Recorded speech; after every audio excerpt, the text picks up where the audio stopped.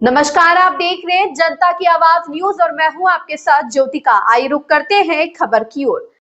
शंकराचार्य स्वामी अभिमुक्तेश्वर आनंद के साथ माघ मेले में हुए विवाद के बीच बाबा रामदेव ने कहा कि सनातनी आपस में ही लड़ने में व्यस्त हैं। उन्होंने कहा कि हमारे पहले से ही बहुत भारत विरोधी और सनातन विरोधी दुश्मन हैं और संतों को आपस में ही नहीं लड़ना चाहिए।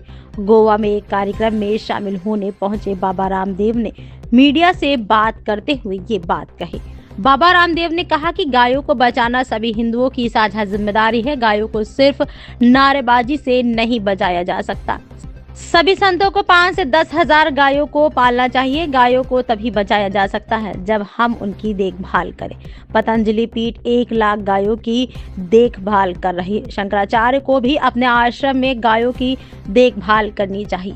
सनातनी आपस में ही लड़ने में व्यस्त हैं। हमारे पहले ही भारत विरोधी सनातन विरोधी दुश्मन है। ये देश विरोधी तत्व पीएम मोदी और अमित शाह को नुकसान पहुंचाने के लिए सब कुछ कर रहे हैं। ऐसे में हमारे संतों को भी हमारे नेताओं के खिलाफ मन में नाराजगी नहीं रखनी चाहिए। इससे पहले बाबा रामदेव शुक्रवार को प्रयागराज में चल रहे माघ मेले में संगम में स्नान करने पहुंचे। वहां भी बाबा रामदेव ने शंकराचार्य अभिमुक्तेश्वर आनंद के साथ माघ मेले में हुई बदसलूकी और शंकराचार्य के विरोध पर अपनी बात रखी।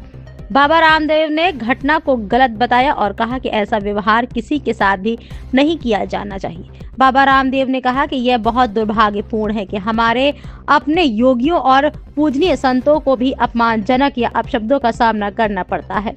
ऐसा व्यवहार अस्वीकार्य है, न केवल शंकराचार्य के लिए बल्कि किसी भी साधु के लिए। हर आदमी को अपने गौरव और गरिमा का ध्यान खुद रखना चाहिए। गौ माता की रक्षा ये 100 करोड़ से अधिक हिंदुओं का सामूहिक उत्तरदायित्व है। केवल सम्मेलनों से गोरक्षा नहीं होगी, केवल नारों से गोरक्षा नहीं होगी, गाय को पालना पड़ेगा।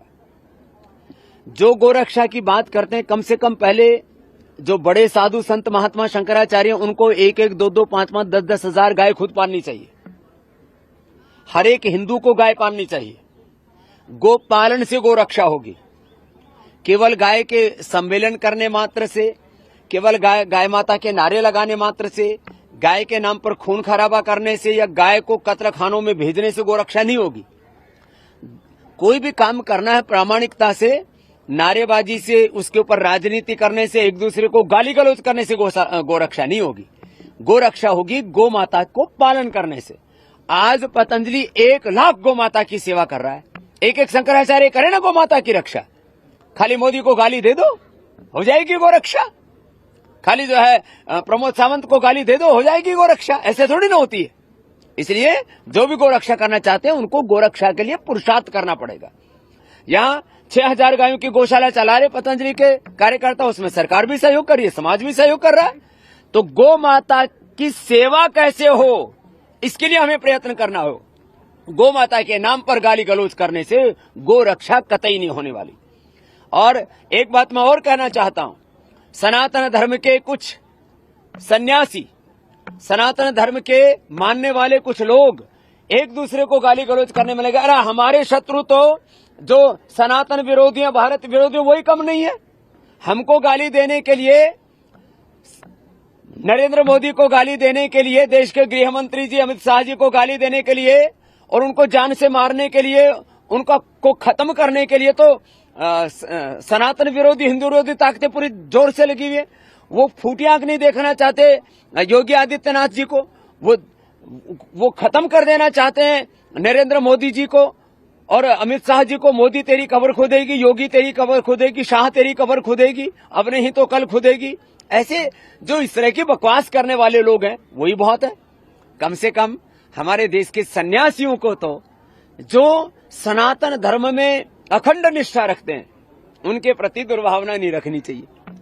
और मैं देख रहा हूं कोई ना कोई बहाना चाहिए, कभी गाय के बहाने से, कभी कुंभ के बहाने से, कभी माघ मेले के बहाने से, कोई बहाना चाहिए कि मोदी को गाली दो, योगी को गाली दो, अमित शाह को गाली दो और अब स्वामी रामदेव को गाली दो। ऐसे सनातन धर्म की रक्षा होगी। सनातन धर्म के लिए जैसे स्वामी रामदेव 3 बजे से लेकर के रात को 10 बजे तक पुरुषार्थ कर रहा है, ऐसे पुरुषार्थ करना पड़ेगा। पुरुषार्थ करो, कुछ क्रियात्मक काम करो, गाली गलौज बंद करो। इस खबर में बस इतना ही। बने रहिए जनता की आवाज न्यूज के साथ।